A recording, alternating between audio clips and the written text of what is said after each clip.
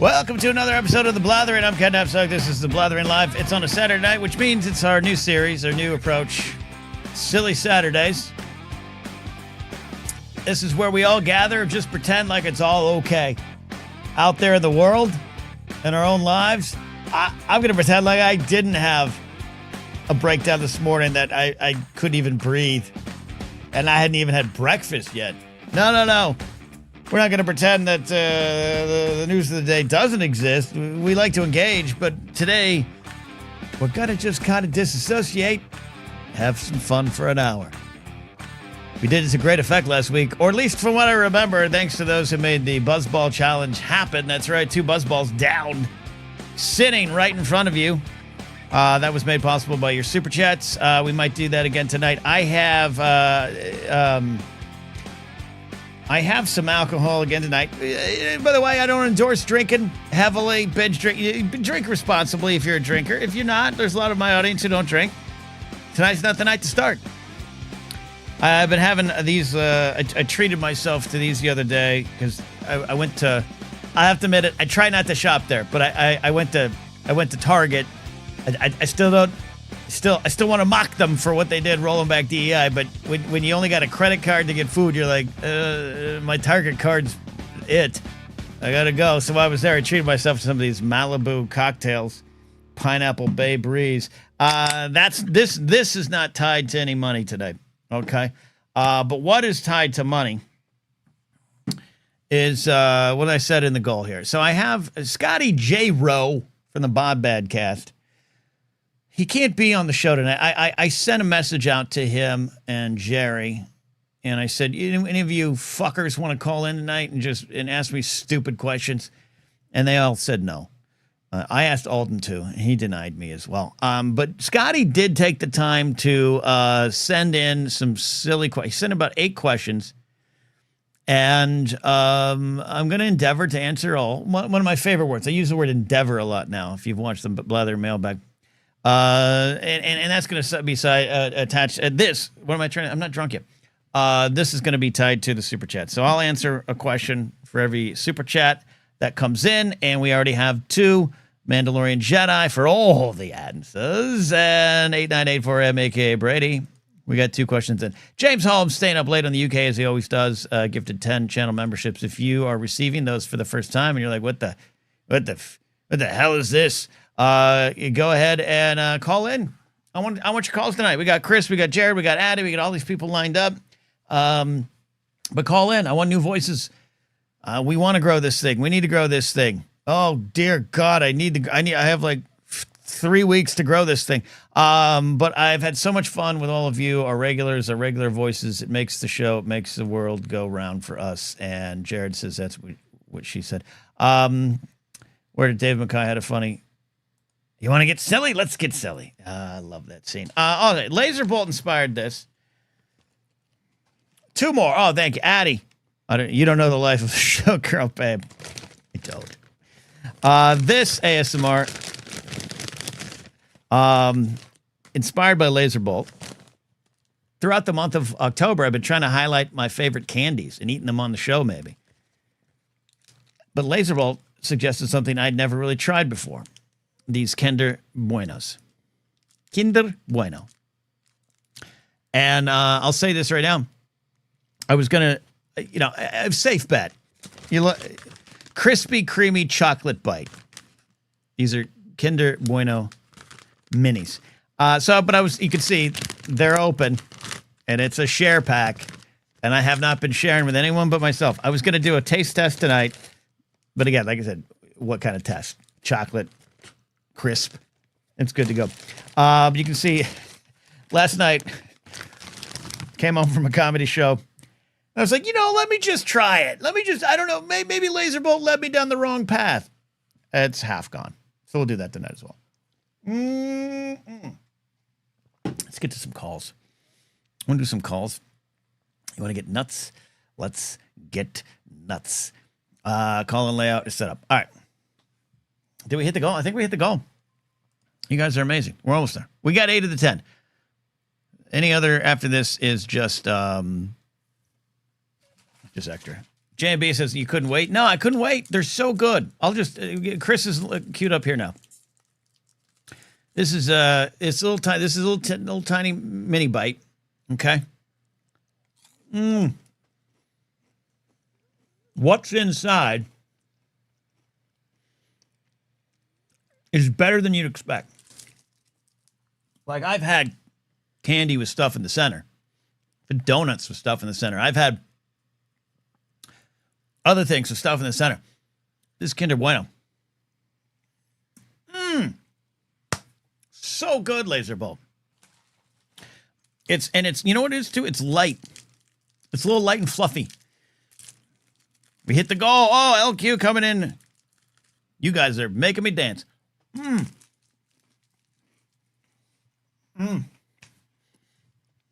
It's not a heavy experience. All right, let's go to the phones. Chris, the greatest librarian in LA County, is on. How you doing, buddy? I'm doing good. How are you, sir? I've had better mornings, but I'm having a good afternoon.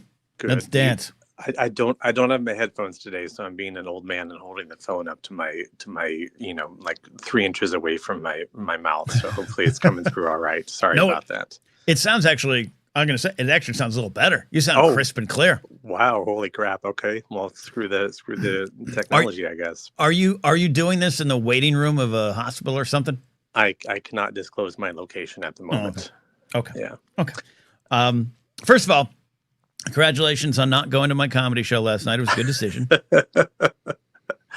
I should have. In retrospect, I absolutely should have been there. I apologize. That's all right. That's all right.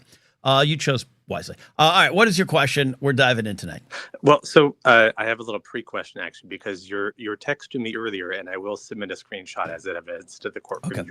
Your text to me earlier said to ask you a stupid question, not a silly question. So that's true. I have a stupid question for you. Okay. Stupid question. All right. So next week, I think the name is up for grabs. So have you thought about renaming your podcast to WTF with Ken Napzok? Oh, no, I haven't. Because I'm sure there's going to be some news articles and people that have never heard of it or, heard of Marin, whatever. They're going to say, what's this podcast? What's this thing? And they're going to search for WTF. And I think if you rebrand quickly, if you pivot, you might be able to get some new listeners. And that's my stupid question. Would I consider it? Yeah. Would I do it? I'm so afraid. Of Mark Maron because I love him, but he's a curmudgeon. I've been around him, and it's just he's also very sweet, but he also cannot be sweet. So if he ran into me and he was like, "You're the guy, man, that stole my show," you're both comedians. You're both handsome. You both have beards. Like there's a lot of there could be some confusion in the marketplace. It could be. Is what I'm saying. There could be people. Who's the one to pick up the mantle? Maybe it's me. Exactly. By swiping. Yeah. So WTF? Rad says call it WTF plus, or maybe WTF 2.0. Ooh, okay. Just WTF live. We'll get rid of the Blathering name. We'll move that off. Chris, I don't think this is a bad idea. Addie says it's $1 million idea. I mean, I have grown to, enjoy the branding of Blathering and Napzok Network, all that good stuff. But it's just, you asked for a stupid question, so that's my stupid question. There you are. I love it. Jared for the Nerd Academy podcast says that's like buying high-end clothes at the thrift store. He ain't using it. Yeah. I'm good. I'm good with that. Give it a thought. You have till Monday show or whatever. Till Monday show? Okay. Yeah, I think Monday is Marin's last show. So yeah. It is. Yeah. And quite a feat of what his show was. All right, I'll consider it, Chris, and you'll know if the logo changes. All right. Have a great rest of your show. Thank you, buddy. Chris calling in with a wonderfully stupid question. This is Silly Saturday, so I want something silly. I want something stupid. Let's have some fun. Let's laugh. The world is horrible. We get it, and we live in that, and we want to join the fight. We want to be part of the resistance. Next week's show, slight chance it's delayed because I'm trying to get over to a No Kings rally point, but also there's great value. I was talking about this with a couple other friends. Like, there's just great value in being able to laugh and get outside yourself and continue to recharge for the fight. You don't want to live in that too long, but I don't want to feel guilty about it. And that's kind of what Saturdays are about. And hopefully it only spins out from there. All right. So we did hit the goal. Which means I have to answer Scotty J. Rose of the Bombadcast, his questions that he submitted to me here today. First one's pretty simple. Favorite childhood cereal and why, and has it changed? My favorite childhood cereal, choking on a Kinder Bueno. That's an answer to a question later on in the show. My favorite childhood cereal was Honey Nut Cheerios. It's so boring. It's so simple. But you have to understand, my parents were understandably strict about what we consumed, both in terms of media, that I didn't fully understand, but in terms of food, all right? We ate generally pretty good as kids. And so Saturday morning was bad cereal day. And for Lucky Charms and Fruit Loops and all those things, I love them. Cookie Crisp, another one of my favorites. But Honey Nut Cheerios was the kind of the thing we were supposed to have. So it's kind of like saying, you want to get drunk tonight? Yeah, cool. I got a wine spritzer for you. Like, it's not the same. But it was always my favorite cereal. And I always love, and I still do, I put extra honey on it. I take that little bear, and I flip that honey bear upside down, and I just squeeze like there's no tomorrow. And the honey goes all the way through the cereal to the bottom of the milk. Oh, my God, it's a sugar land paradise. And I still do that. But it's my favorite cereal now. If I really want to just like, oh, we're going bad, we're going to do it. It might be Captain Crunch. Apple Jacks, but Captain Crunch. But Captain Crunch, the thing it does to the top of your throat, it discounts a little bit. So maybe Apple Jacks. I think Apple Jacks might be. But I do love Cookie Crisps. All right. There we go. First stupid question in. Thank you. Big generous super chat for the Honey Nut Cheerios from Chris. I got family watching on Facebook. It's good that, I miss my family. I don't connect with my larger family.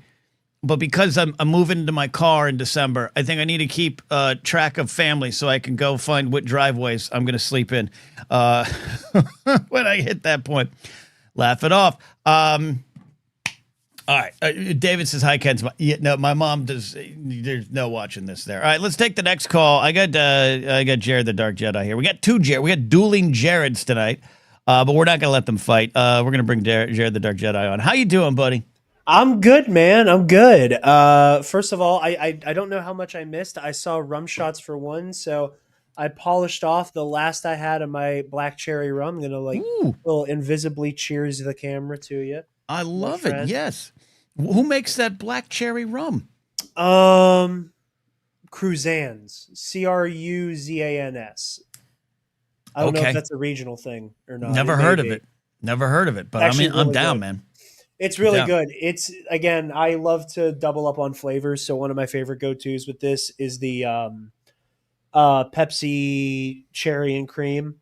It's delightful. Absolutely delightful. You can't taste the liquor, and that is when you're in the trouble zone. Oh yeah, that's when it gets really good. When you have like some liquor that tastes like a butterscotch candy in your mouth, and you end up in the bushes outside in your underwear, which actually happened to a friend of mine, not me. I had to find him. It was oh God, what was? I always forget the name of the. I gotta find it. It's like a brown liquid. It's a brown like spirit. And it tastes like butterscotch. Does anyone out there know? Was it butter schnapps? No. It's like a thing. Like actual liquor that tasted like butter. Yeah. And my friend Paul, he had a shot in the kitchen of this big party we're at. This is like 2010 range. It was the whole the crew that became Critical Roles. It was that whole party scene. And I name drop only because none of them have a driveway for me. And my friend Paul takes a shot and he's like, Oh, that's pretty good. And then I was like, yeah, we did about 2 or 3. And then I left and milled about the party. And I came back and I was like, anyone know where Paul is? And we couldn't find him. And he was under a bush between houses in his underwear. And no one else had seen it, know how it happened. No one knew. It just happened because he was in the kitchen doing shots by himself. So I have to find out. That's incredible. That is incredible. I know whenever my mom and I were bartending at this, we worked at the same place. It's a shitty little volunteer fire department club full of the most insufferable people you've ever met. That sounds right. And we made a variation on the White Russian. Oh yeah, where it was like a cherry and vanilla version that we called Russian in the White House because it was like White House cherry. Mhm. And we'd make it for people, and then we tell them the name we came up with, and then they sneered at us, and we thought we were funny for that. Yeah, They still tipped well. that's all that matters. That's all that matters. But if it's Silly Saturday, on the topic of Yeah. drunken nightmares, I actually had a story I wanted to tell Okay. on Blathering tonight because I think you'd get a kick out of this. Hit me. So last weekend, my girlfriend Taylor and I, today's her birthday as well. Happy birthday, Taylor. Happy birthday, Taylor. We went to one of her best friend's weddings, and it was beautiful. It was lovely. Reception is happening. We're all getting down on the dance floor, and and I'm dancing my ass off. Taylor doing the white man overbite. There's a lot of legs with me. It's a lot of legs. Yep. I got Same. I got more rhythm than your average cracker. But Taylor bribed the DJ low key to basically get a run of songs to start playing the moment I was getting ready to sit down by happenstance. Okay. So Getting Jiggy With It comes on. I have to go out there and act a fool. Okay. Yeah, by Usher right after that. And then right as I'm like, okay, now I'm going to sit down, Get Low by Lil Jon and the Yin Yang Twins comes on. Okay. And while I'm going ham on Get Low, the aunt of the bride, who I had only heard referred to as Aunt TT. That's where you know she's a good aunt. Well, Taylor is sitting down because she's tired and is enjoying watching me be an ass on the dance floor. Sure. And Aunt TT, who has like nothing behind her eyes at this point, Love it. starts aggressively trying to throw ass on me. And Now, time out. You don't just throw out some youthful term like throw ass. What is she grinding? Is she shaking? She's attempting a grind. Okay. Aunt TT's grinding. Okay. Aunt TT's attempting a grind. Pardon my cough. I'm getting over a cold. So Aunt you got something from Aunt TT. Yeah, I think I did. Aunt TT's trying to throw it back, and I'm like playfully kind of like dancing away, like trying to get at an angle. At which point Aunt TT starts dropping it low, so low that like when she reaches terminal velocity, she with like the palms of her hands slaps the brick dance floor, and she does this about 8 times. Boom. This was immediately coming after Aunt TT came out to dance with the bride, and jumped into the air and just straight fell down. I love that. I love Aunt TT. Aunt TT is just absolute glub shit, man. Okay. And I was like, okay, that happens. I get like mildly harassed by Aunt TT. I hide in the corner and have a very stiff drink. And a bunch of friends of the bride and the groom went out to a like nearby casino to just hang out and party and shit later. And there was a shuttle service that they hired to take people. Taylor and I take the bride and groom personally to the casino. Nice. What we miss is apparently while the final shuttle is loading, Aunt TT, I guess, got confused as to what was happening. And as people are getting on the bus, she starts screaming at the shuttle, like, "Stop that bus! Everybody get off of that bus!" And then everyone's like, "What's wrong? Are you trying to get to the thing?" And she just screams, "That's family!" Like full Hulk out moment that like we only hear about at the casino from all of the groomsmen and the bridesmaids who like show up. Clarissa was the very, very lovely, beautiful bride. Sure. And they're all coming up to tell Clarissa the story, and they're like, "Man, Aunt TT was fucked up. We have no idea what was going on with Aunt TT. Just absolute crash out from Aunt TT. It was it was remarkable." But there was just something so surreal about the fact that by the time everybody's like hanging out at this casino, everybody has a different insane story from Aunt TT that all came together like Avengers style with her like getting into an argument with a bus. Not the bus driver. She was screaming at the bus. At like nobody in particular. like it was a Decepticon or Autobot. Yeah. Yes. Yes. Okay. I love this. Yeah, I love these kind of family members. They liven up the party. This is why we go to family events or weddings. You find this stuff. When I was at the recent Makuga, well, I'd say it was the memorial for Josh's brother Ben. Rest in peace, Ben. Which is a somber occasion, but the family's this wonderful, large Italian Pittsburgh family. You know them, Jared. You know that type. I've been to a Pittsburgh wake or two, unfortunately. Yeah, and so that's why it's weird to talk about this for a somber occasion, and it's still heartbreaking. It's still tragic, but it was also one of the greatest parties I've ever attended over a course of 2-3 days. And the Makuga family has a lot of those relatives. We're like, oh, you met Uncle Carmine? Oh, you met Uncle Carmine. And you're like, you've got 19 stories in one elevator ride for Uncle Carmine. So Aunt TT is the grease that makes the family wheel go. We need more Aunt TTs. Oh, indeed. Like you said, and I will own, if I gotta stomp for Pittsburgh, I gotta own some weird Pittsburgh shit. Sure. No, I think it is very much a Pittsburgh thing where like a liquor a shade darker than like the wood on a tree, just like you just turn into pure id, and it just unleashes a monster that is uncontrollable on a good day. And I love that. Like I said, I got a sailed by on TT, and everybody enjoyed it except for me. But two things, and I'll let you go. Rads had the question. Aunt TT was throwing ass. Did you try to catch it, or is that why you ran away and hid in the corner? That is why I ran away. I tried to pivot. Like there's no elegant way to say this. I started like pivoting my body so that my frontal region was not facing Aunt TT at all, because her intent was clear. And at one point she started like, while she was taking a break from like orbital striking the floor. Yeah, standby ion control. She's firing up. Standby ion controls, indeed. Admiral TT was all over the place. Well, she was doing that. She kind of started doing this like weird hand shit, and I looked at her and I said, "Oh, we're doing hands now." And then she kind of like just grunted at me in a very primal way. All right. First of all, for whatever reason, when you talked about brown liquor just a second ago, I suddenly remember what that drink was. Tuaca. Okay. Tuaca, for those that are, it's a spiced Italian brandy-based liquor known for its blend of Italian brandy, vanilla, and Mediterranean citrus flavors. That's what got my friend hammered. That's what we need at weddings. Now, you are in a long-term relationship. I don't know the parameters and the boundaries of your relationship, Jared. I'm not going to pretend to assume them. But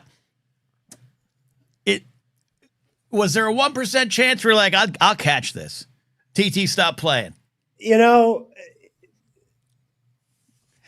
think 1%. I think 1% chance. It's like if the bartenders, if the drinks weren't super watered down, I think there's a world where I was hammered enough to go. This would be really funny if I was acting like a frat bro with Aunt TT. Gotcha. Okay. Look, I'm just saying, if you make out with Aunt TT in the corner, or the next day there's a cigarette case on next to your bed in the hotel, it's a wedding, man. Rules are off, Jared. Rules are off, especially when there's Tuaca involved. Exactly. Beautiful. Well, hey, keep dancing. Make us white people proud. Will do. Thank you very much, my friend. Jared, check out Jared at the Nerd Academy podcast, too, if you want some in-depth, wonderful nerd conversations. You guys have been great with the Super Chats. I really, really do. Really appreciate it right now. I'm going to take it a shot, but I'm going to answer another question. From Scotty, because you guys made this possible. What cologne do you wear and why? I don't wear any cologne right now. It's not that I'm all natural. I have sunscreens and lotions on that have spiced rum flavored. No, that's not true. I want to try to smell the best I can, but I told the Axe body spray story on a previous episode. Still apologize to Roxy Strive for that. It was totally accidental. I didn't mean to. I just tried. I don't know. But as a youngster, when I hit about 7th grade, about 12, I remember like there was this like, oh, I want to be a perfumed lad, and I got like some Brute. It was a tiny little green jar about this big, and I felt like such an adult putting on the Brute. Little dab behind the ears, maybe a little here, there. And I did that for about 2 years. And then I don't know why. Then something switched to me. I have these years in school. I was the t-shirt and jeans kid. Then I was the preppy kid. Then I was back to t-shirt and jeans. Then I was preppy all over again by my senior year. And then now I'm kind of where I am now, a beanie and a $5 t-shirt from Target. But you all probably found me in the Pit Boss Own 14 Suits day. So there was just one day I turned it off, never put the Brute on again. It didn't work. I didn't have little 8th grade ladies chasing me down for my Brute. So I stopped. Maddie Gunner says I wore Brute like a year when I was 15. That's the time. And then Addie says my dad wears Brute, and Kings Workout says my papa wore Brute. That's the problem. But it was 1989. It was 1989. Okay. We're having fun with the silly questions. Let's bring in Dr. Addie for a silly question here, or whatever she wants to ask. But also, do you agree, Addie, that Brute, maybe you can age out of it? I don't know. You would have to ask my 60-something-year-old father. Okay. All right. Bring him on. Get him on. Oh, no, Ken. Okay. All right. Well, I won't ask him who he voted for. No. Okay. Fair enough. But to be clear, in case he ever finds this, because he occasionally Googles me, I love you, Dad, but this show is not for you. Move on. It's. I love you too, Dad. I love you too, Dad. Maybe it can be for you if you just take a shot at Tawaka and wear less Brute. All right, Addie, I'm hogging your time. Silly question, stupid question. It's Silly Saturday. Where are you going? Okay, I have two, and I can't choose. So I need you to pick a number between 1 and 1,000. 675. Okay. Would you rather fight 100 duck-sized horses or 1 horse-sized duck? Ducks can be vicious. So a horse-sized duck seems like certain death, nightmare fuel. But 100 little tiny duck-sized horses, I might die of cuteness overload. But I hate to say it, but you get a little kick going, you can punt a few away, and you might buy yourself time. Do I have to stay to the end until all 100 are defeated? How does it work? I didn't make the rules. I guess we could make our own rules. But a supersized duck, man, like that's scary. That's scary shit. I know. I was thinking about this, and the first thing that came to my mind was not a duck, but like a horse-sized Canadian goose. And I was like, that is the stuff nightmares are made of. I think I asked on a show or on any time. I asked did any of you go feed the ducks? Quote, feed the ducks as a kid, because we had like a lake near us. Yeah. And we take the bread, the stale bread, you keep the bread in the freezer, then you bring it out and you go feed the ducks. And I loved it. But the goddamn geese, man. One of them chased my dad. So I'm still terrified of them. My dad also got chased by a firework. So my dad's been chased a lot, my grown up. And as much as I love feeding the ducks, it was scary. They poop on everything, and it's gross. It is. Speaking of that, Addie, you get to witness this story. I have, as everyone knows, the 3 Blue Jays in my backyard. And yesterday I was trying to get one to take a peanut directly from my hand, and the other one shit on my face. Directly on my cheek. Missed my eye about half an inch. Ridiculous. Now, Ken, I have a follow-up question. Mm-hmm. Is that the first time a bird has ever shit on you? Oh, absolutely not. Oh, okay. No. I had a lot of hats got shat on in junior high. My junior high overlooked the beach. It was about a mile from the ocean. So we had a lot of seagulls, a lot of birds like that. Mm-hmm. But no, I felt so betrayed. Because I take care of these Blue Jays. Like, I've spent more money on peanuts than food for myself in the last week, and I got 5 squirrels now because we got Squirt, who's out there. But these Blue Jays, I'm invested in them, and one shits on my face. Okay, was that the first time a bird has shit on not a hat? No, I think I've had Okay. hand, Okay. shoulder, but I mean, I had a Okay. shirt on. Okay. Yeah. How many? I had one shit on my back once when I was at the beach. Oh, that's intentional. That's like targets out, right? Yeah. I know. It just felt so intentional. It just felt so like I was like, here's a little, and then the other one was like, nah, you're out of here. All right. So, what would be your choice? Supersized duck or tiny horse-sized? I think I have to go duck-sized horse. I think I have to go with tiny duck-sized horses because, like you said, like as sad, like it would be cute, and I would feel bad, but I could probably just kick them. Like, yeah, I don't want to. I love horses, but you got to kick them. Like they'd be adorable, like little Shetland ponies. Oh, they'd be the cutest little thing. I love little tiny little shrimp-sized horses. It's just the most adorable thing. Just the most adorable thing. Yeah. There you go. All right. Yeah. All right. All right, Addie. Good silly question. Thank you. I love it. You want Any final? You want the other one real quick? Yeah. Oh, yeah. That's right. You'd have two. Hit me. Okay. I had cereal for dinner. Uh-huh. Did I actually just have cold soup? Yeah. That's what you should call it. That's how you should justify it. I had cereal for dinner the other night, and I got a lot of good food in the house right now from Trader Joe's.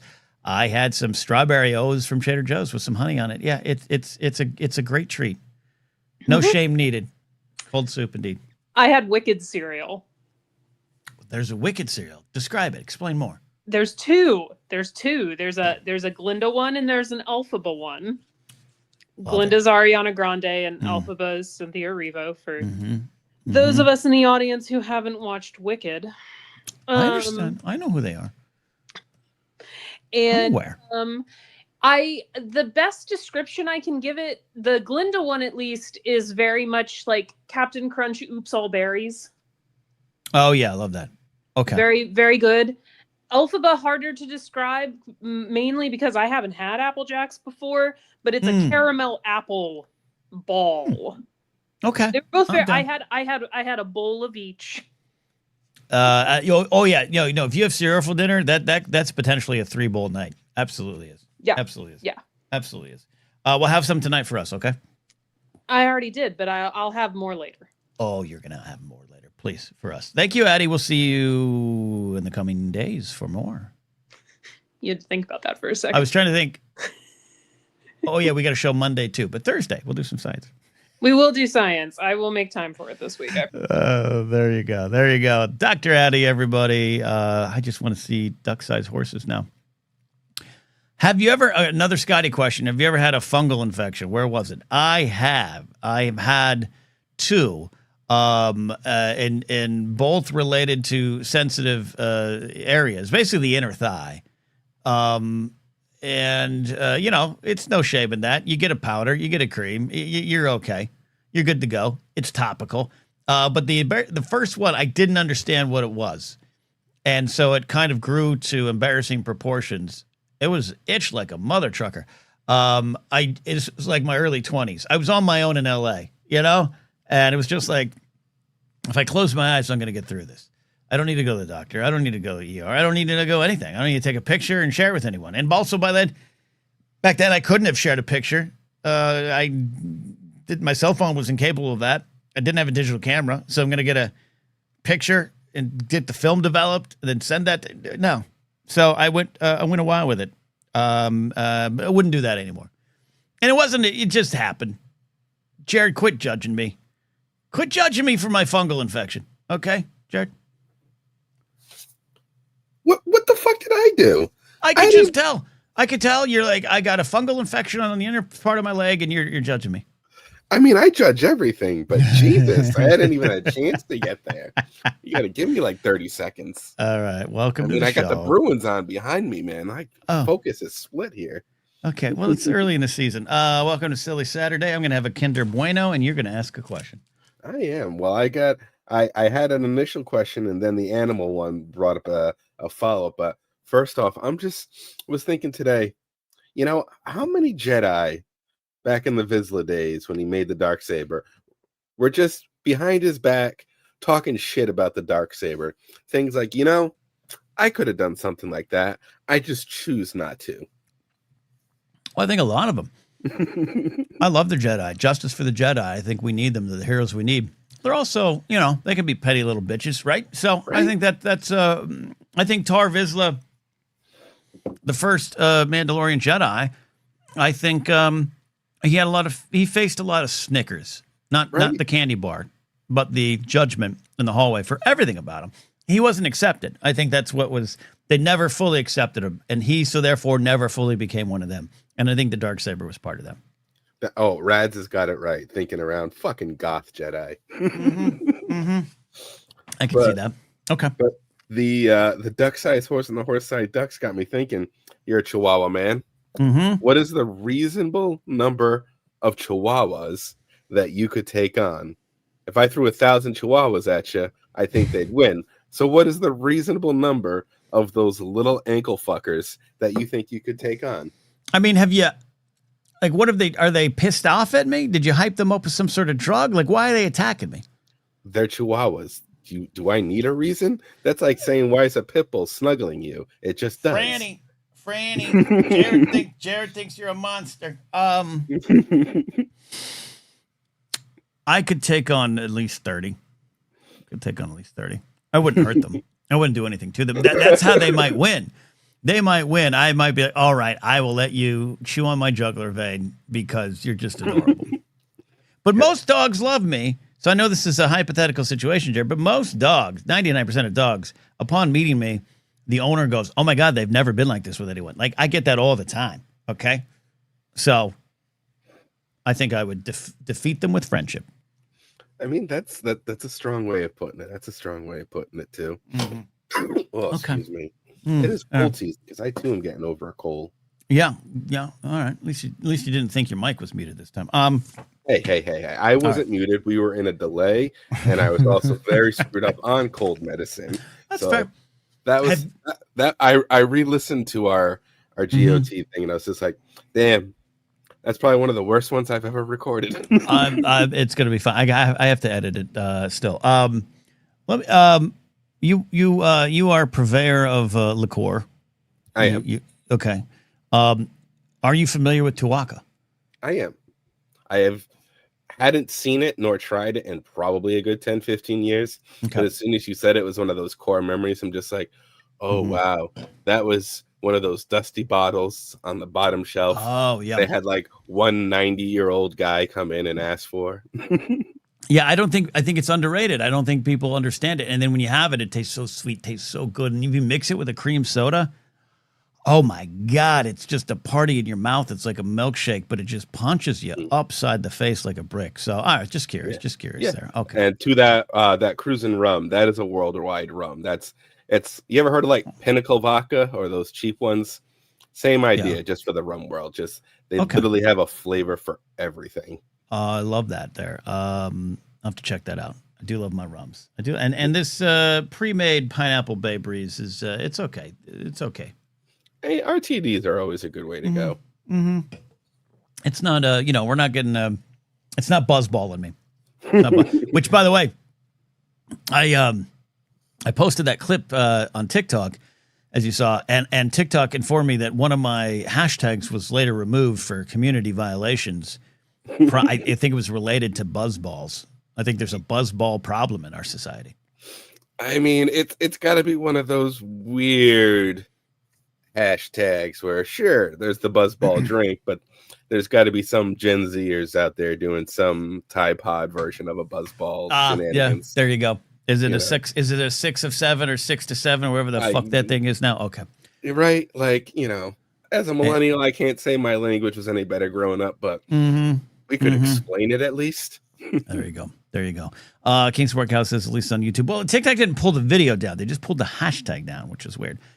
All right, I got another question from Scotty, but Jared, I felt this was appropriate for you to be. You don't have to answer this there.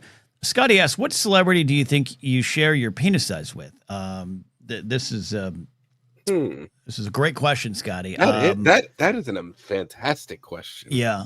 I don't know. I wish I could say Pete Davidson, but I don't think that's the case. I think I'm going to say Paul Rudd. Jared? It's just one of those. It's that question of, do you go the Pete Davidson? He's ugly, not much confidence, and that's where he's getting it, or do you go like the Ryan Reynolds route, where he's all riz, makes everybody laugh, so definitely maybe making up for something, the handsome man that he is.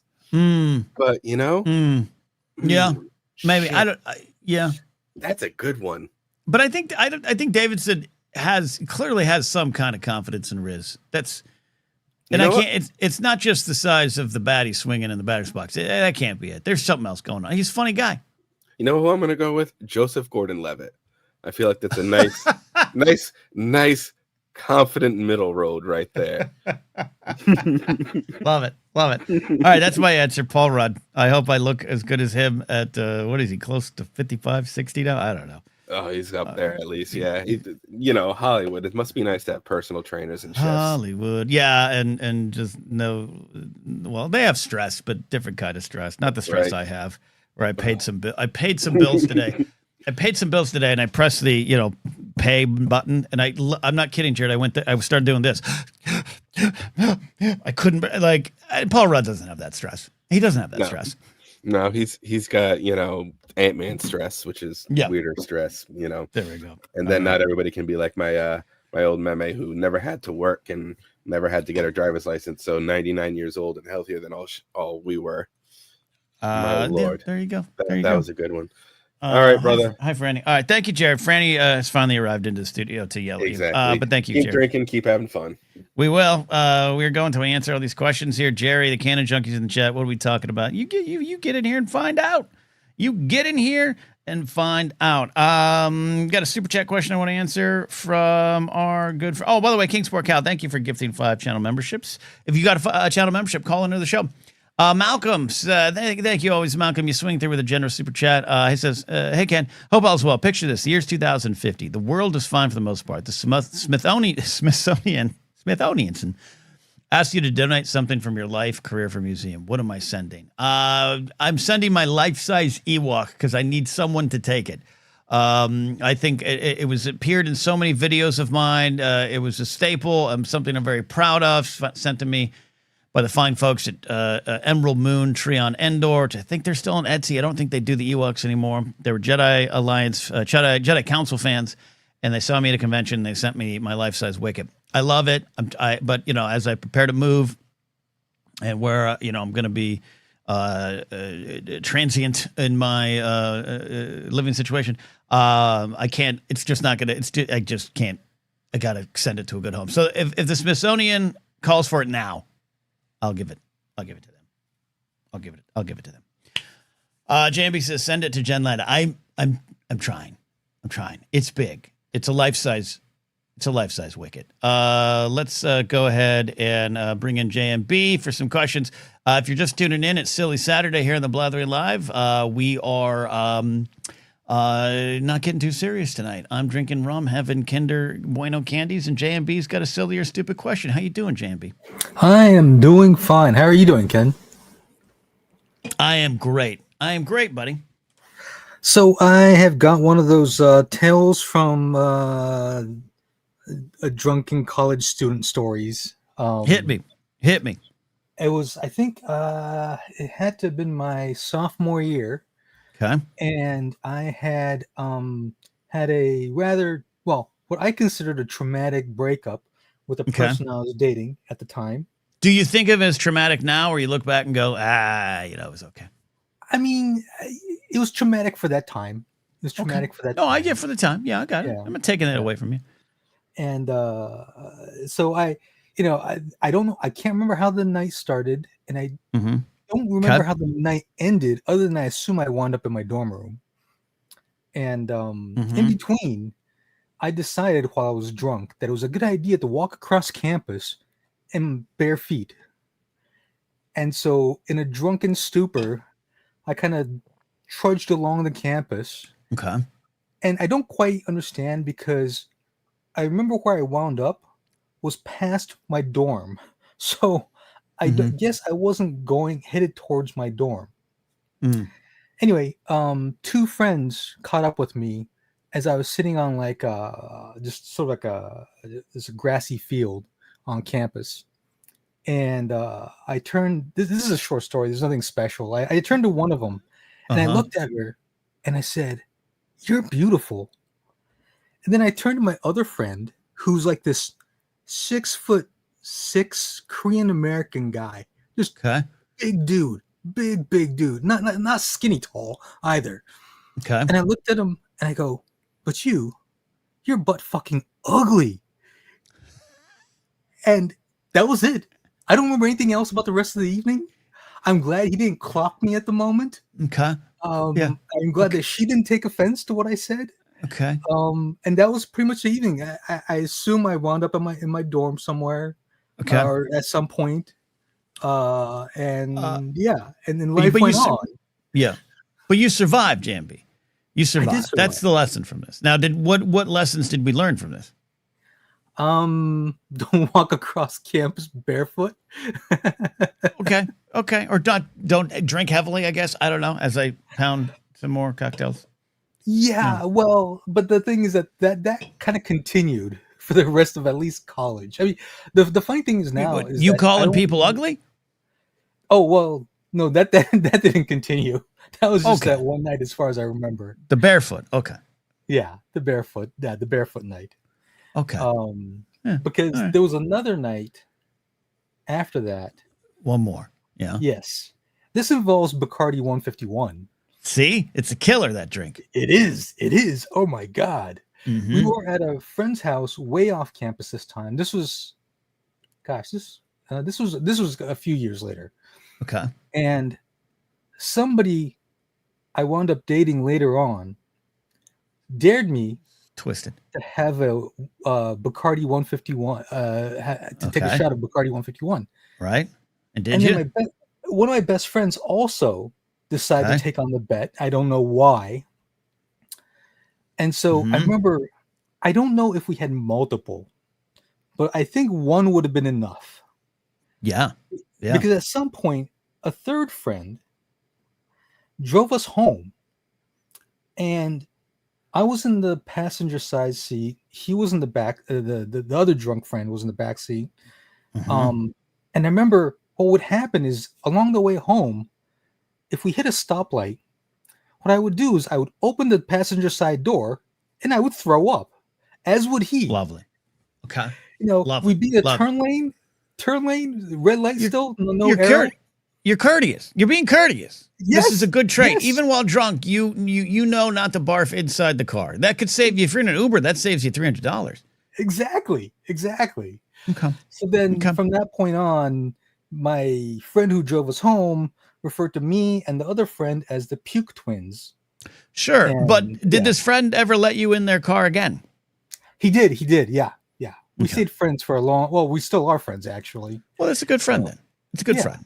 There's some people I wouldn't let in my car again. I had one friend who had a drinking problem, and anytime I drive him home from a comedy show, he'd cover my eyes, and we almost died several times. So I stopped letting him in my car. So you're not that person, JB. You're not that person. No, I'm not. Right. I'm not. Okay. All right. That's it. Thanks for sharing the story. We all do stupid things when we get really drunk. I guessed Brad Pitt's name and once had an affair. So strange things can happen. So there you go. All right, then. Thank you very much. Thank you, JB. It was years ago, like 15 years ago, people. We all make mistakes.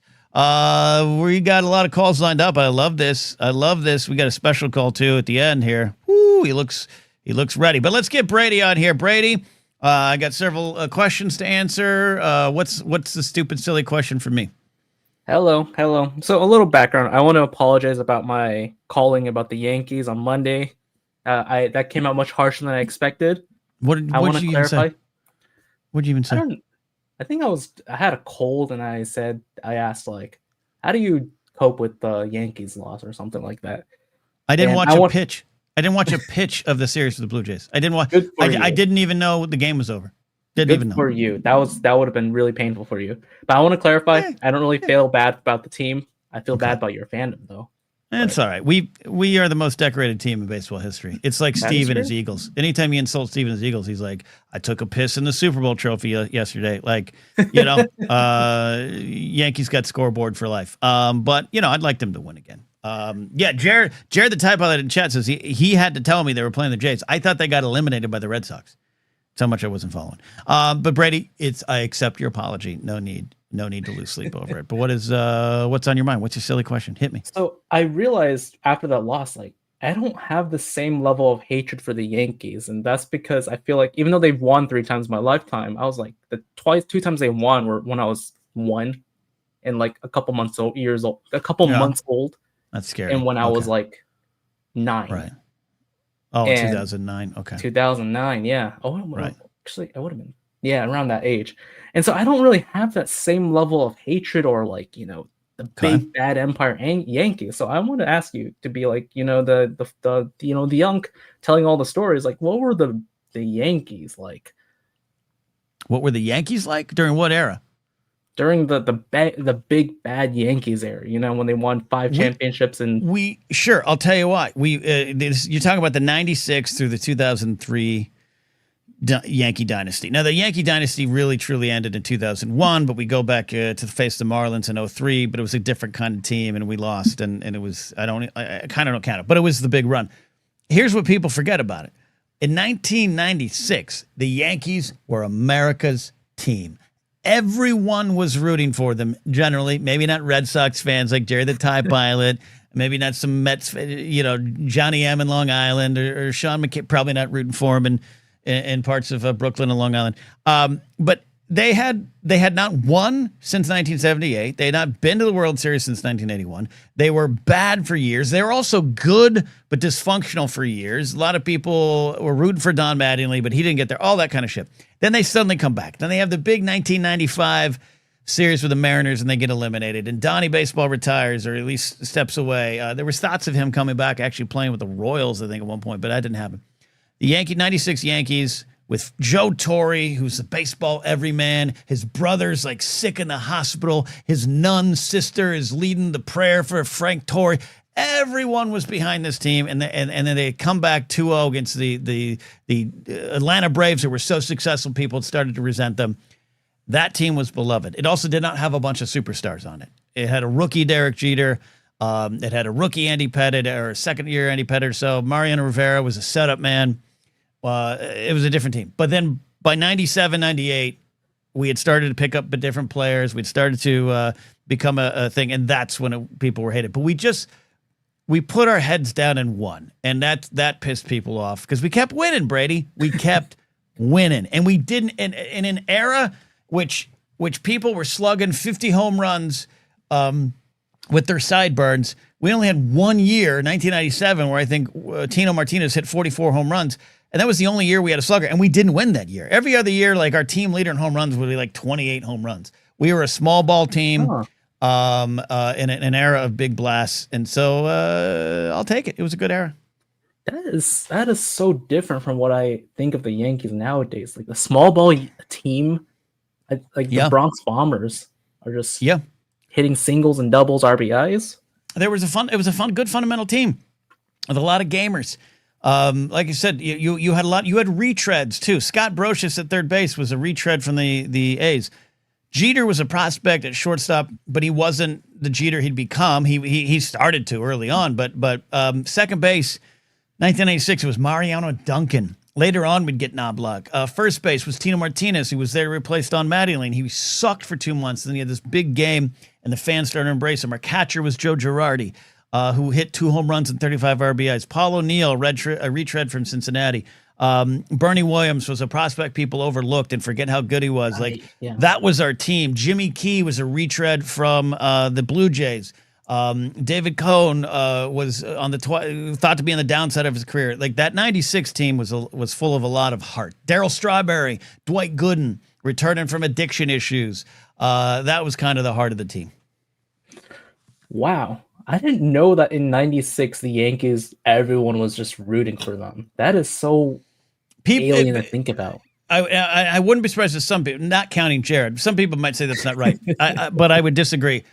It's kind of like when I was there when Yoda came around the corner to fight Dooku and everyone like cheered and now people deny it. I was there, kids. I saw it. People like that in 02. People, when they defeated the Orioles, and Joe Torre's crying in the dugout, finally getting to the World Series, America, the sports world was behind him. All right, Brady. That is wild to think about. But so, one last thing to follow up on that question is like, what would make me like hate the Yankees nowadays? Like to feel that, you know, that guttural hatred that everyone has. You have to ask Jared the Tie Pilot. You have to ask Jared the Tie Pilot. I don't know. How could you hate that team? How could you hate that team? Of course. You know, you should hate the Dodgers. That's who you should hate. You should hate the Red Sox. You should hate the Red Sox. Whiny victim playing Red Sox for years. Just playing the victim for years until they cheat to win. You know? I saw someone say in the chat that the Dodgers are the new Yankees. And the way you describe them, I can kind of see it in the way that a small ball team that they have money and they spend it, unlike the Pirates. All right. Okay. Okay. I'm sorry for being a Dodger fan, but to everyone in the chat, but it's all right, Brady. All right. I live in LA. I love LA. I love LA. Thank you, Brady. Go. Oh, here. You're too busy, but read. There's a great book you should read called "The Last Night of the Yankee Dynasty," written by Buster Olney, specifically about the 2001 series. It's a fascinating read. It goes through all those Yankee teams in the 90s. It's a great baseball book, but it's a great book. "The Last Night of the Yankee Dynasty" by Buster Olney. Check it out.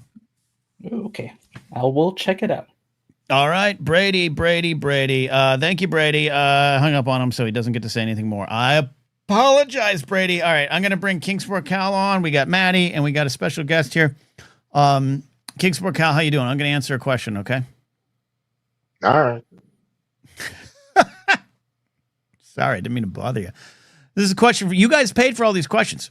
Scotty says, "What do I fantasize about, food wise or emotional wise?" I fantasize about not having chest pains when I go to sleep at night or when I wake up. That's where I'd like to be now. But food-wise, the only food I fantasize about is just a giant Mexican food meal at Don Cuco's in downtown Burbank. Chips, salsa, taquitos, some rolled tacos, maybe an enchilada, and rolling me out. That's all I dream about fantasy-wise. Maybe a good deli sandwich. Kingsport Cal, what do you fantasize food-wise? Food-wise, Cal. Food-wise? I don't know.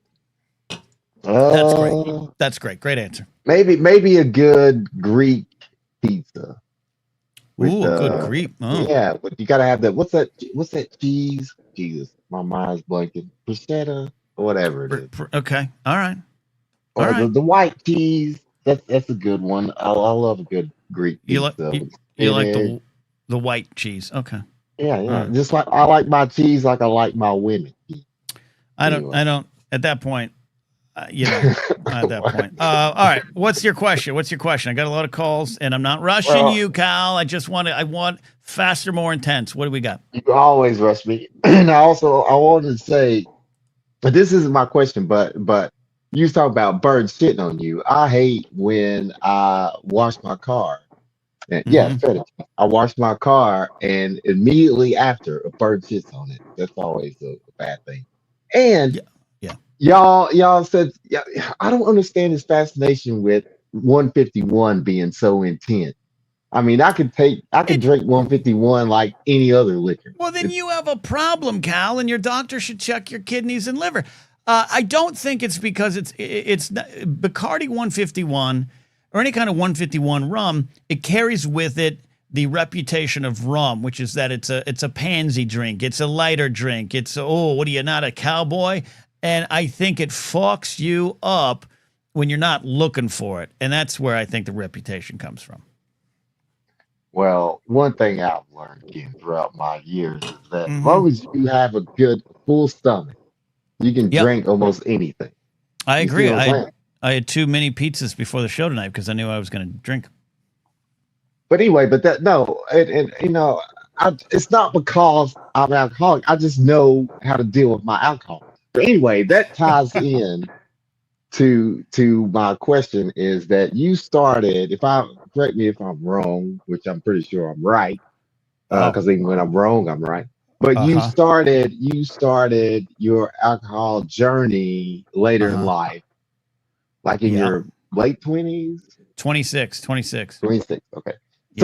So I don't think, did you ever have, because most of us have this phase when we are younger, because we're, discovering alcohol and all stuff like that. We get the shitty brands, or we get drunk off something totally, you know what I'm saying. So did you ever have that experience to where you was like, at 26, did you ever have the experience that many high school / college people go through of getting some cheap ass shit and getting plastered on it? You know what I mean? Great. I do know what you mean. Great question. I didn't have it immediately because I would only drink if I was then at once I started, I only would drink at like a comedy show. So I didn't have anything at the house too much.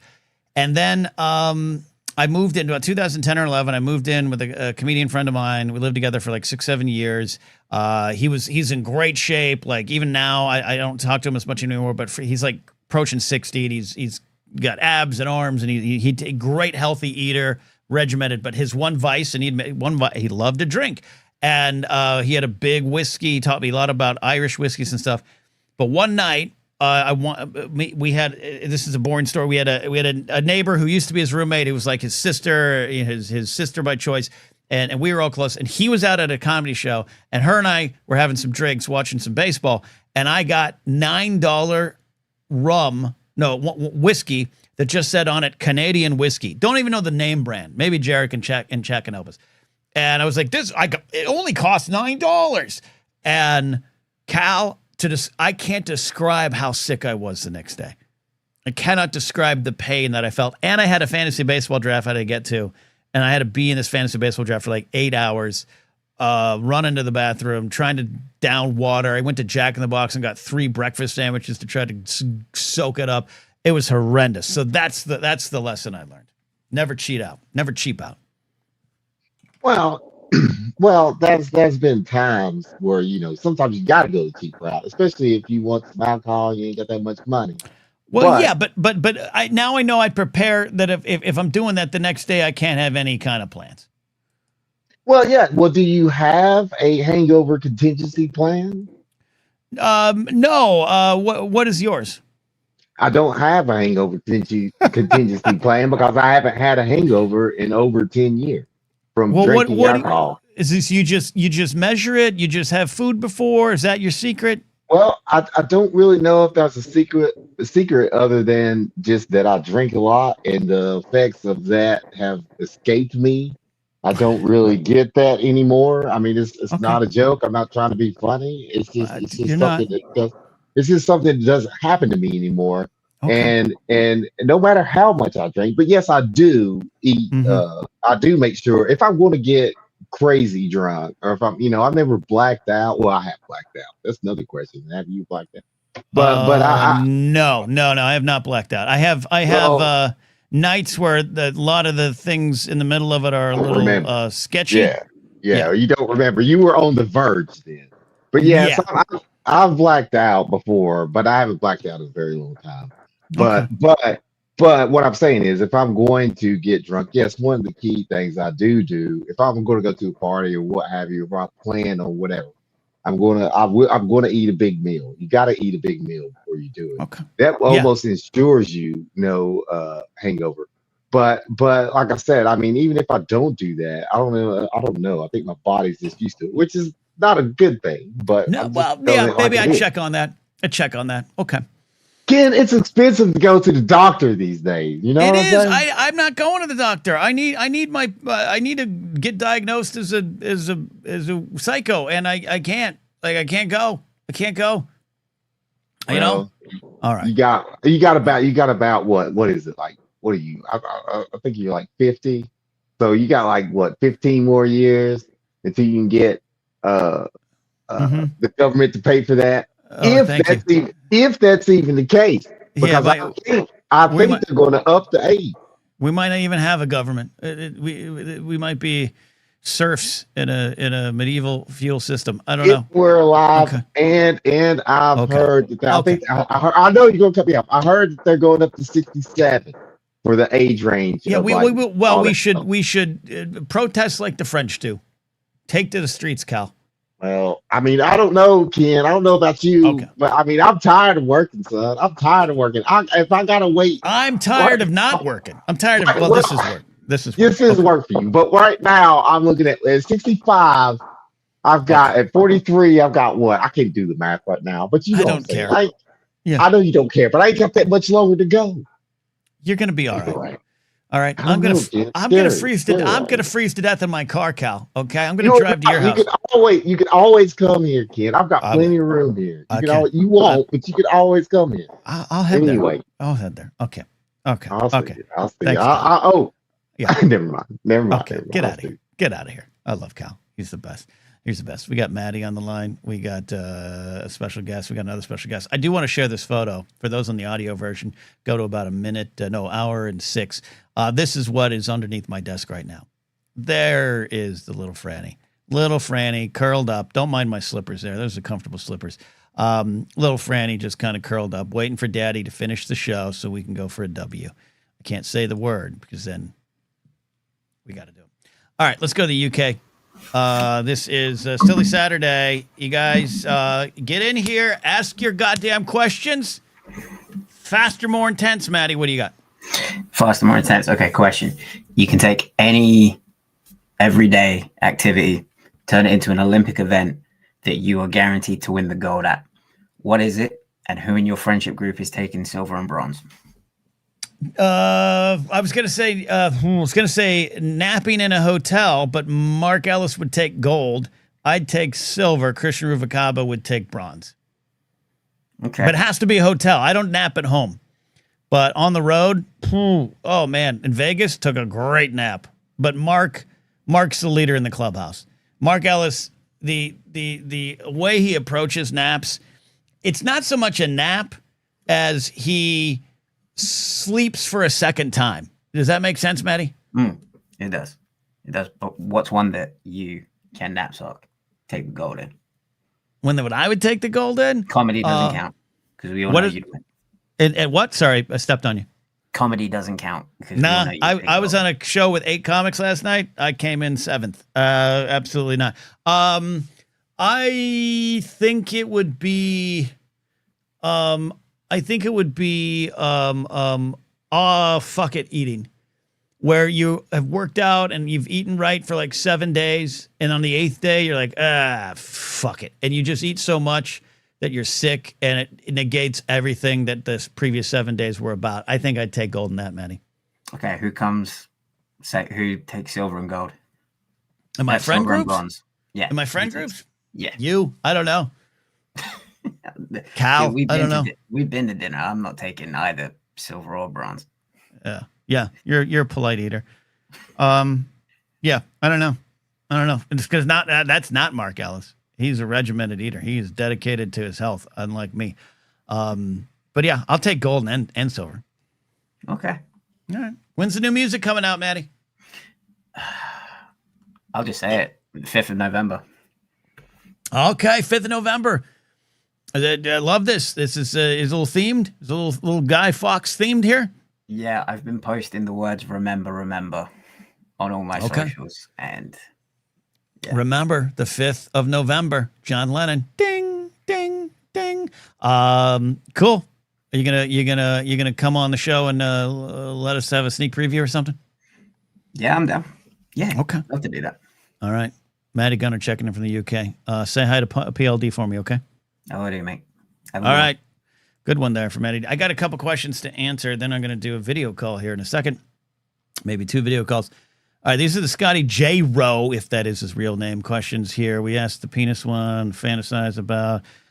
Scotty asked, what's your ideal silly way to die? Anything that the moment before you die, it's preceded by, I better be careful. I have nightmares about that kind of stuff. And it comes from, I will not speak, I don't want to speak light of the dead. There was a Major League Baseball player. He was a catcher, mostly for Cincinnati. His name was Bo Diaz. And after he retired, he died trying to install like a satellite dish for his TV on his home. I think he was from Venezuela or something like that. That I can't remember, but he died. And Adam Witt of the Movie Guys, he's a big Cincinnati Reds fan. We talk about this all the time. Bo Diaz died doing that. And so ever since then, I was a little kid. And I'm terrified of I think I can do it. And I almost about 2 years ago, I told my landlord, maybe I'll get on the roof and I'll clean the gutters. You don't need to hire anyone to do it. I'll give it a go. And I started to climb up there and I was like, yeah, this is how I die. So I think that would be the favorite silly way to die, something that begins with, I better be careful. Scotty also asked, what meal have you eaten that brought you nothing but shame and barely into satisfaction? It was recently one of these guilty meals. I said, fuck it. I went to my beloved Del Taco and I used a credit card to buy like a burrito, 4 tacos, a quesadilla, a double Del cheeseburger and fries. And it was horrible. And it burned, not like going down. Now it just like I had successfully not eaten a lot of fast food recently this summer, and this was like about a month ago, and I felt so horrible. I felt bad, but that's what I do. Like I just said, that's what I win gold medals in. Scotty has a final question here. This is the final one from Scotty. Yes. What are the things you just agree with people on socially so you don't talk about it more? What are the things that I just agree with socially so I don't talk about it more? I think maybe behavior at the movie theaters. I've been a grump about people in movie theaters for a long time, but then a lot of people got on board. I just don't feel I need to add to the conversation. And I mean, I'll fume in the corner if you're on your phone or you're eating food too loudly or you get there too late, you skip the trailers. I don't like any of that shit. You sit too close to me, but I'm not going to say anything. I just try to zone out. All right. Here he is. Producer Steve back on the show in an unofficial capacity. Welcome back, or welcome, my friend. Thank you so much, Ken. Thanks for having me back. Hello, everybody. It's so good to be back. I missed you, Ken. How are you? I missed you, Steve. I'm okay. I'm okay, man. I'm okay. How are you doing? How's the little one? Is the little one curled up under your broadcast desk right now? No, not at the moment. He was the other day. He was in his hover pram just off camera during that episode of Force Center. That wasn't a bluff, but no, he's not here right now. Mom's on duty. I'm off the clock for a few hours, so I'm using. So you're getting some of my precious time that I'm not sleeping, because I'm definitely not doing a whole lot of that, and I'm fucking tired, Ken. I'm tired. I want to go to sleep. Yeah. Okay. You'll get about 18 years. You'll get a chance. Maybe. This kid needs a good job. Both these kids need a good goddamn job. Yeah, so do I. I want to hear your silly or stupid question. Yeah. However, I don't do this to rub it in. That Eagles game wasn't good. Why are we? Do we have to talk about football today? Yeah. I want to make sure you're okay. Because it was on a public.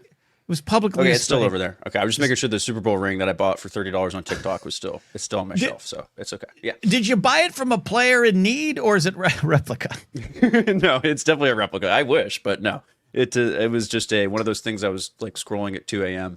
and it was on sale, like flash sale, 70% off. I was like, hell yeah! And I got a Jalen Hurts one, and I was actually delivered a Saquon Barkley one, just to give you an idea of kind of what level of quality we're talking about. Wow. So yeah, I think some of the little rhinestones have already fallen off of it. But anyway, that's fair. It wasn't good, Ken. It wasn't good. We suck again. It's the Waterboy meme. But you're what, 4-2? You'll be all right. 4-2. You'll be all right. Yeah. Little oopsie daisy. Yeah, well, I'm hoping that your coach gets fired so that we can hire him as the offensive coordinator. That's kind of that's my master plan right now. We lose this week, he's done. Right? I can't. Who are they playing? Who are the Dolphins playing? Hosting the Chargers. You're expected to lose that game, but yeah, it's not looking good. I mean, I don't know when they're going to fire him. It's just a matter of when, right? I think the Jets loss.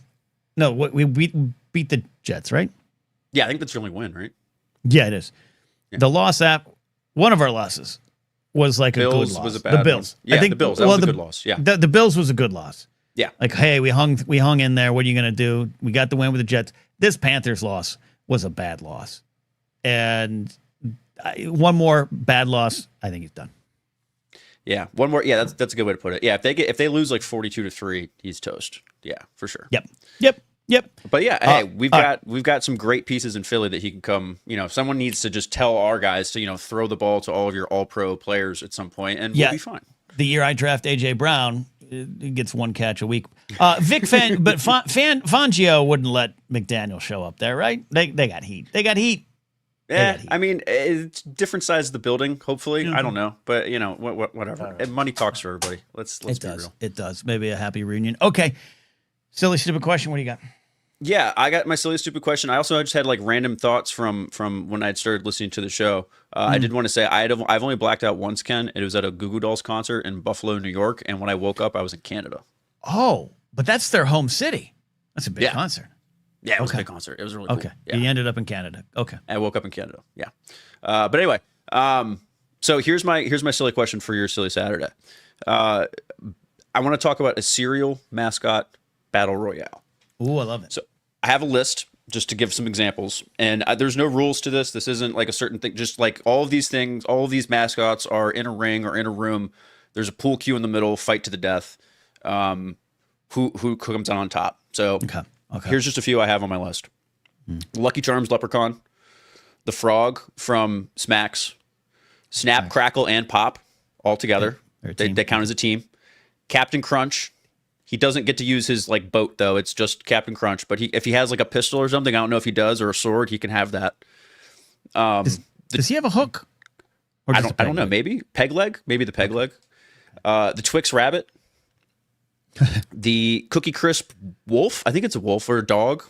Wolf or a dog, but whatever. The Flintstones. I think you could have Barney, just Barney, but just off Flintstone. The Fruit Loop toucan and the Cocoa Puff toucan. Those are both toucans, I think. Toucans, okay. Yeah. Tony the Tiger. And then my dark horse is Mike Tyson because he was on a Wheaties box.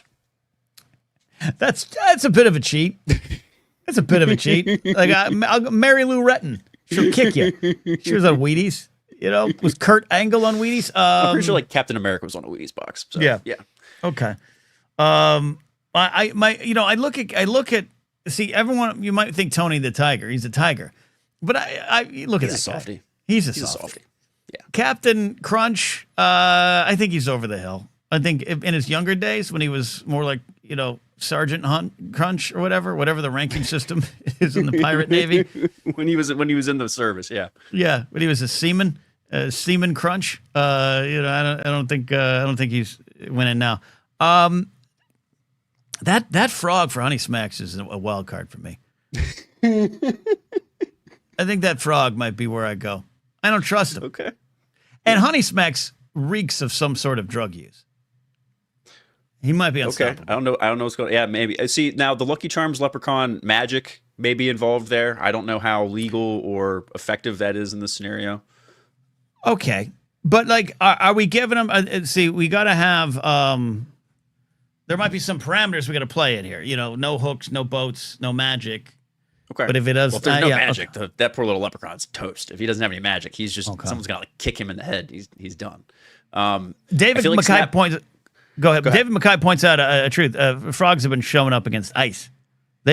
Frogs have been taking pepper balls and standing and dancing. That's a good point. We should get behind the frogs. But Snap, Crackle, and Pop. There's 3 of them. I don't know how big they are. I feel like they're like not too much bigger than the cereal itself. Like in the commercials, aren't they like moving like single pieces of the cereal, or they're all carrying like one Rice Krispie treat? So I feel like that's not going to go over too well. The Twix Rabbit, I think, is getting slept on a little bit because he has to deal with like those diabolical kids that are basically trying to kill him to prevent him from eating cereal. Oh, he's game tested. Right, exactly. He's like Roadrunner-esque. You know what I mean? So I think I might go with the Twix Rabbit, or if you want to go human ingenuity, you could go Barney Flintstone. But again, I don't really know. He's a bit of a dullard, club, maybe. Yeah. He's a bit of a dullard. He's I think you could work around him. I'll stay with the Honey Smacks frog. JMB says Tony the Tiger might be in play. King Sport Cal gets behind Honey Smacks. Addy adds in the Cheerios B. Just stings everyone. That could okay. That could work. Luck. That could work. Yeah. Well, he may only sting one person, right? Because I don't think you only get.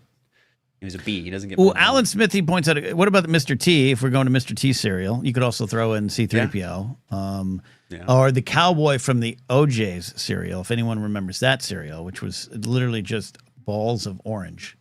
And it was a cowboy, OJ's. It's a different time, kids. Yeah. All right. We'll put this down as a good tease for future Blather bracket. I enjoy it. I enjoy it. All right. Everyone's wanting to know not only when you're going to return to the show, you have all the time in the world. Blathering gaming. Are we gaming soon? How is the kid on the game stream with you? What do we do? Oh yeah. So no, the kid. We're just gonna find pockets where I have these times where I've got like a couple hours. We're not the times, unfortunately. Sorry, Jared, and for some of the hardcore Blathering gaming fans, the times of those 5-6 hour streams are probably behind us, just based on pure necessity. I don't think I'll ever have a pocket of 5 hours to do anything ever again. Yeah. Between two kids. But yeah. So, but no, we're gonna do some stuff here soon. So we'll do more like 2 hour kind of sessions and shows and stuff. Break them up. I think that's more episodes. So that'll be the idea. But no, soon, very very soon. I've been posting some little teases in the Discord. Yeah. So very very very soon. So keep a lookout for that. We look forward to your return. We look forward to your gaming. Good to have you here, buddy. Thank you so much. I'm so glad to be back. I appreciate everyone. Everyone's been super nice, like sending me messages, whether it's been on Discord or Blue Sky, or just I've seen like in the chat and the comments and stuff. So I just thank you so much. I appreciate everyone who's sent the love our way. It's been appreciated and received, and I am so happy to be almost back. So yeah, cool. Love it. We'll see you soon. Thanks, buddy. Appreciate it. Producer Steve, Eagles fan, Philly fan. Bad week. All right, we got one more thing left here. He's been waiting patiently, and he could be high. Jerry the Cannon Junkie, that is a good combo. I love that little black shack with a green hoodie, my friend. You look. Oh, thank you. Appreciate it. Well, just got done recording a little trivia match and stuff like that. No big deal. No big deal. Going up against our mutual friend Nikki. Kumar. So, yeah. So, but you'll have to tune in to see how that match goes and stuff. So, don't tease. Do that. Or just. But tease. No. I'm sorry. I'm already on here. I'm already plugging. I'm already, I'm doing the shit, man. Come on, it is what it is. You're doing the Lord's work. I am doing the Lord's work, and no, I'm not high yet. Okay, I just assumed I'm not high yet. Okay, good. But okay, I don't know if we're so. How do you have this? Is there like a thing like if someone asks you a question you can't answer, you drink, or what's the premise of tonight? Well, are you? No. I know you've been drinking. You've been drinking, right? I've been drinking. The drinks are done. Okay. I just got water. Okay. I got some Kinder Buenos, but I think I've had enough. No, tonight the game was Scotty's questions, which we got through. I'm going to double check. I think we got all the Scotty's questions. So it's free reign. Yeah. You can ask me anything you want. You can get serious. I mean, it's silly Saturdays, so we don't want to get too serious, but I'll try to answer anything you want here. Well, you know what? No, I was going to say, I just didn't want you to be the only one drinking and having fun. So I'm going to go ahead and now I'm going to take this tiny little shooter of a Fireball. Okay, and again, we don't endorse this in the world. Drink responsibly. No. If drinking's not for you, you don't have to. Exactly. I'm not encouraging Jerry to do this. I'm not teasing him. I'm not betting him. He's doing it on his own accord. I want you to slam what's this preamble, man? Just let me take this. What's this preamble? I've worked for media companies, and we did drunk movie fights. Yeah. There we go. Champion. Oh, that's fair. Oh, that was bad. Yeah. It stings, doesn't it? It's Fireball. Yeah. Ooh, that's tough. That's tough. I don't do Fireball, man. Okay, hit me. You know what I don't do Fireball except for maybe in like a little bit of cider. Okay. That's what I like. That's what I like it in. Okay. Here we go. Stuff. Waffle House or Shoney's? I've never been to Shoney's, but I've been to a Waffle House in Johnson City, Tennessee, and quite enjoyed the cigarettes. So I'm going Waffle House by default. What would I expect at a Shoney's? At a Shoney's, and I'm not entirely sure that one exists anymore. So, but you would find a lovable bear mascot. Okay. As well as a breakfast buffet, Ken. A permanent breakfast buffet? I think they had other things throughout the day. There was one Shoney's near me growing up. Okay. And then it was never really anywhere until you got the after they decided to take away smoking indoors at most restaurants, good era. that kind of like that really killed the Shoney's industry, I believe. Okay. Waffle House adjusted. Yeah. Okay, I'm on the website. There are still Shoney's. I'm gonna do the location, find a Shoney's near you. What's the bet? Do we think how many from Los Angeles? How many states will I have to travel to get to a Shoney's? Tell me what you think. I think there might be one in LA. If there's not one in LA, okay. I don't know. Maybe I don't know. Maybe Nevada. I think there'd be one in Nevada. Okay. Nevada just seems like a Shoney's like locale. You know, like a forgotten state. Sorry, no Shoney locations were found within 20 miles of your location. Oh, damn. It seems I have the answer. I have the answer. 1, 2, 3, 4 states away. I'd have to go to Oklahoma. Oklahoma. Oklahoma. Still open. You can smoke in them. I think no, probably not. Yeah, Oklahoma, then Missouri, or down to New Orleans and southern Louisiana. We can visit Scotty and hit a Shoney's, we'll then visit Scotty and hit up Shoney's. Okay. Then you get to Tennessee, and holy fuck, there's a ton of Shoney's in Tennessee. Really.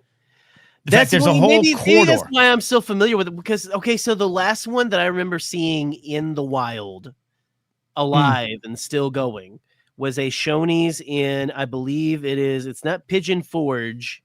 Okay. It is the town up in the Smokies there.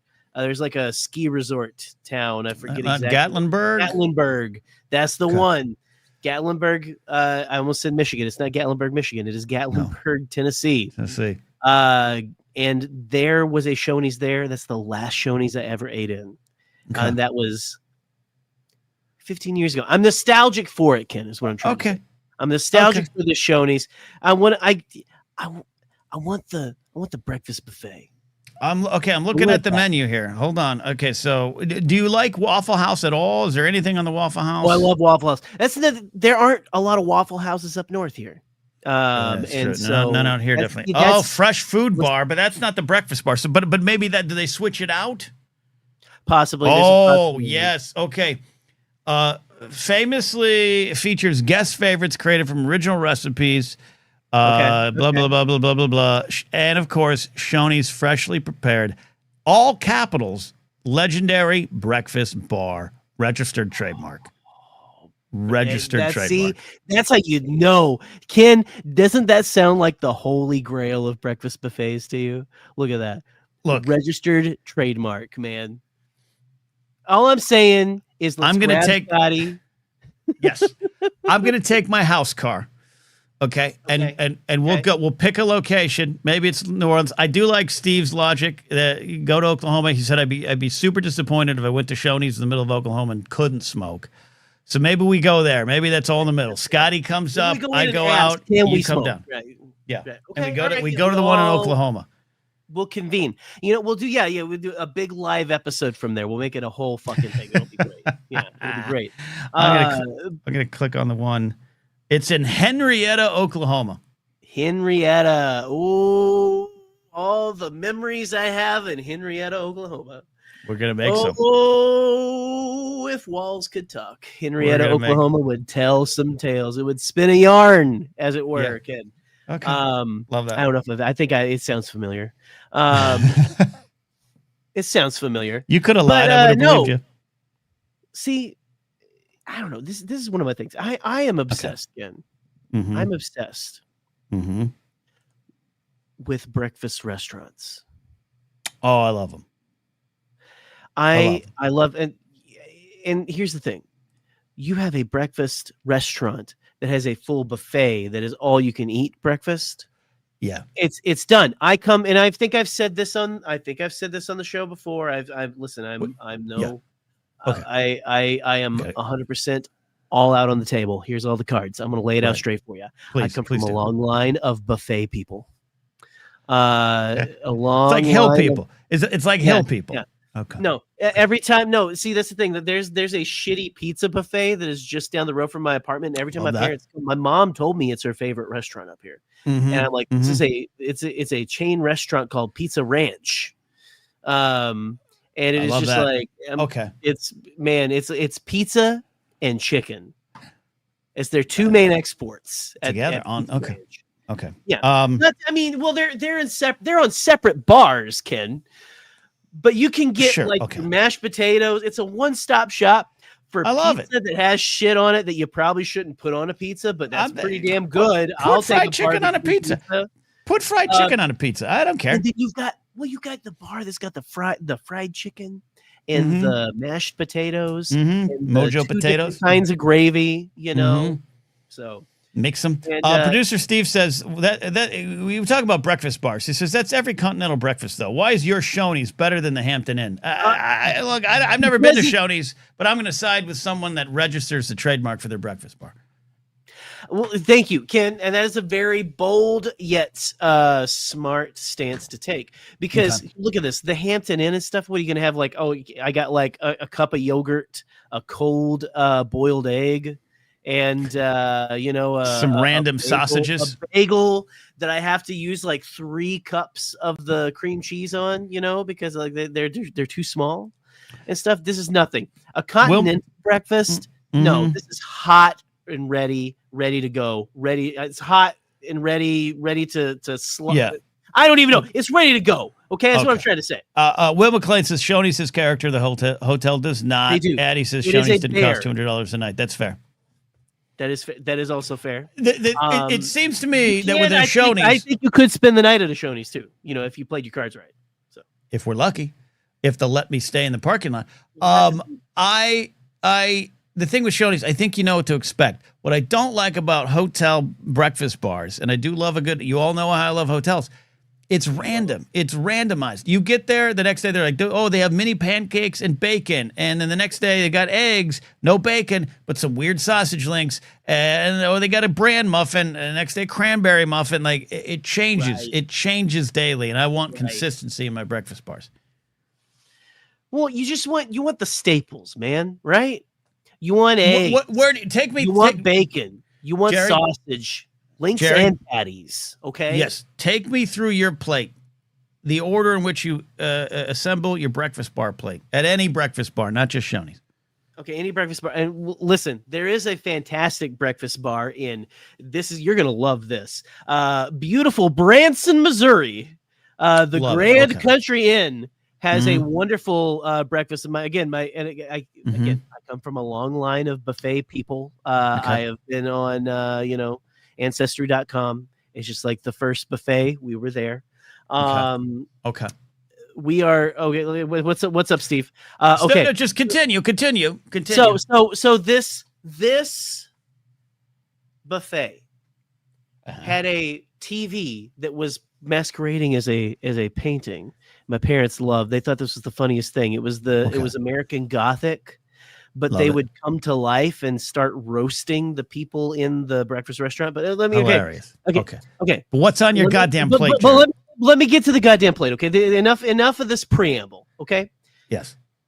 So first thing we're doing, we're taking a healthy, and I mean healthy, like scoop or 2 or 5 of the scrambled eggs. Okay? You're going to the eggs. Okay. We're getting the scrambled eggs. Eggs are the base. Eggs is the base of a good breakfast. Okay. Time out. I got some follow up here. Let me in here. The base, but also do you find that the square of eggs helps decide what the rest of the plate will be in terms of structure? Is it a Great Wall of the North that keeps fruit from the meat? How do you position it on your plate? So listen, I am going to make sure that I have a nice, at least section of plate of egg. Okay. We're going to create a wall of bacon / sausage / if it's a good place, they're going to have ham. They're going to have. You're going for the ham. Okay. They're going to have straight up ham. Okay. They're just going to have it on there. Don't you roll your eyes at me. Okay. Listen. They are going to have the ham there. If it not is even on the pedestal of breakfast meats. If it is an establishment of value. Ham? Yeah. A little sausage bacon. Like, are you kidding me? Steak, like steak We've is a better got the breakfast whole meat than pig. ham. We've got No, the whole pig. if We've got the I whole go- pig. The whole cow can come too. I don't care. Yeah.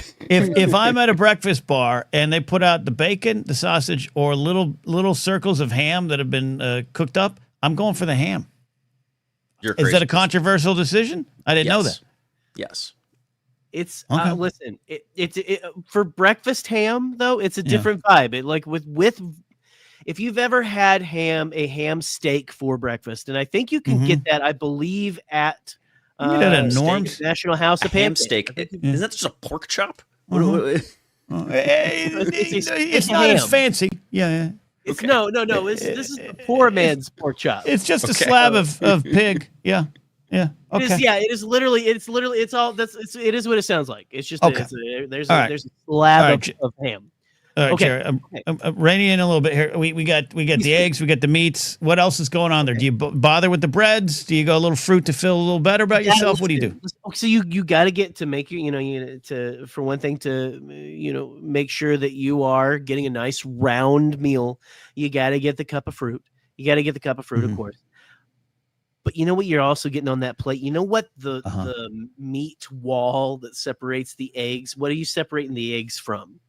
It's the That's biscuits. what I'm and asking gravy, you. my friend. It's the biscuits and gravy, my friend. Oh. And I'm talking white country gravy with those the flecks of pepper in it. I got You know what I'm saying?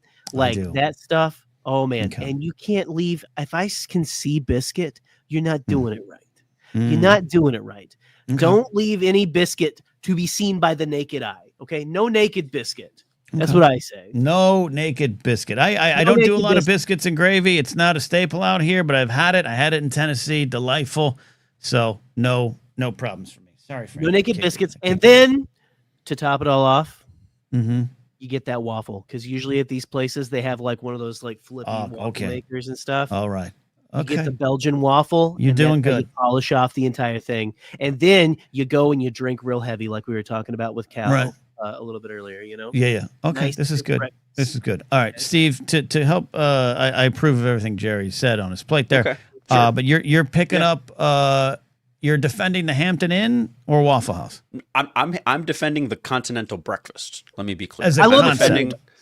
defending the hotel morning, go downstairs from your room breakfast over this Shoney's all you can eat Applebee's breakfast equivalent, right? Okay, like I don't want to go to Applebee's for a breakfast buffet.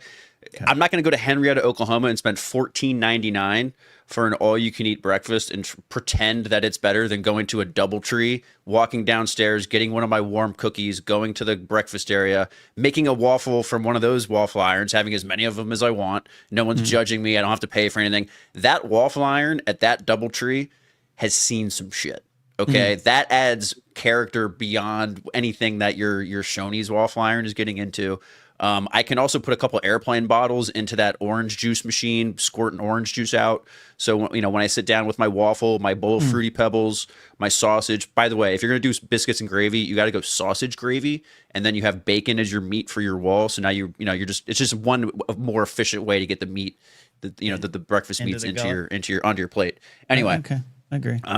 Especially if you're not like a Lynx guy, but Lynx, the continental breakfast is more flexible. It's more hangover friendly.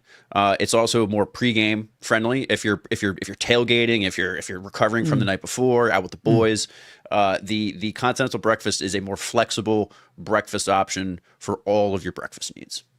Okay, it's a versatile. It's a utility infielder. I'm probably also just in a better state of mind and a happier person overall sitting at a table of a hotel breakfast than I am sitting at the table of a Shoney's. Because if you're at the hotel, you're probably on vacation. You're enjoying yourself. You know what I mean? You get that airplane bottle, you make that Bloody Mary a little extra strong. But I have to go on vacation to go to a Shoney's. That's the problem. Oh, so it's the same thing for Jerry. Oh, that's a good point. Look, Steve, you're making a lot of sense here. Jared's on your side. Laserbolt's on your side. Will McLean, though, says you're wrong. But that's why I love this. I love this passion here. Yeah, Jerry, any response to that? Are you changing your opinion? I mean, I'm not going to be unhappy at a hotel breakfast situation, though. I got to be honest, I find my local coffee shop when I'm in town. I get out and I go to that spot. I don't have breakfast at the hotel often, but that's not the point. That's not the point.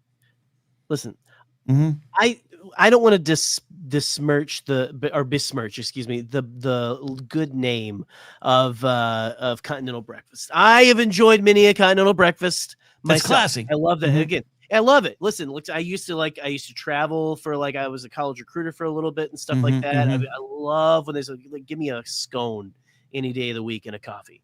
I'm ready to go, Okay. But I will say, I don't know.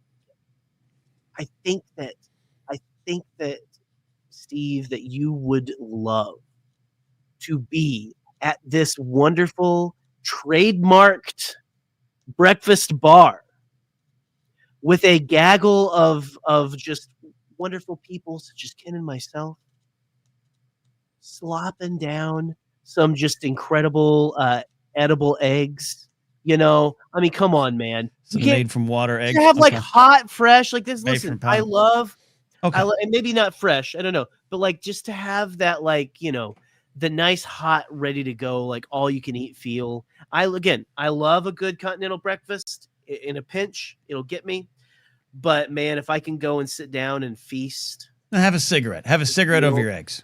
Have a cigarette over the eggs. Put it out in, the poached eggs. You'll be fine. You'll be good. So let's not get the poached eggs. All right. Look, there's no winner in this debate, or there's no loser, I should say. We're all winning. We're all getting breakfast foods. We're all getting breakfast foods, right? Steve, you a breakfast at dinner guy? Oh, breakfast is, I'm an equal opportunity of the day breakfast enjoy. Morning, lunch, night, I will have breakfast anytime. Any day of the week. I'm a 2 p.m. omelet guy. Here you go. Brunch, okay? With mimosas, all that kind of stuff. That's the key. That's the problem of it, correct? Here's what you're up against with brunch and me is I live in a brunch city and I despise it. I love my city. I love Los Angeles. Brunch with me, Ken. You haven't had brunch but brunch with you at a Shoney's is different than brunch at some Silver Lake restaurant. There's a place near us called Egg Slut that's 2-hour waits. I can't do that.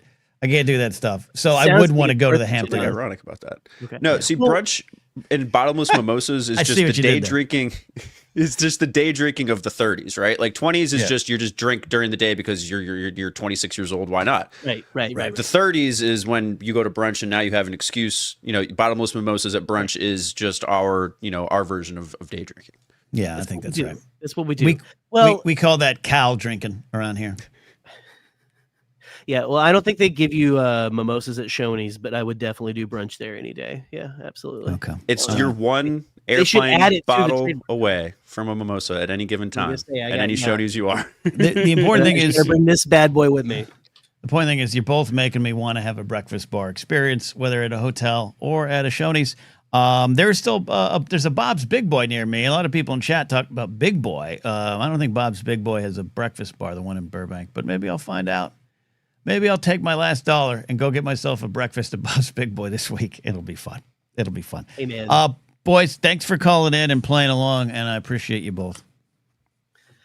Thanks, guys. Thanks for having us. Producer Steve, Jerry, of the Bombad Cast. Check out the Bombad Cast. Hey, we're out of here. I was going to do an hour tonight. We had so much fun that we did an hour 43. And I'm only leaving because Franny needs a walk. We'll see you Monday as we look at some news, sports, and all that kind of stuff. I want to thank each and every one of you that gifted memberships, super chatted tonight. I really appreciate it. Stay tuned. Updates on just me, my life, how I'm going to get this show out. But I'm still here. I'm still going to be here because all of you are here with me. We'll see you soon. Bye.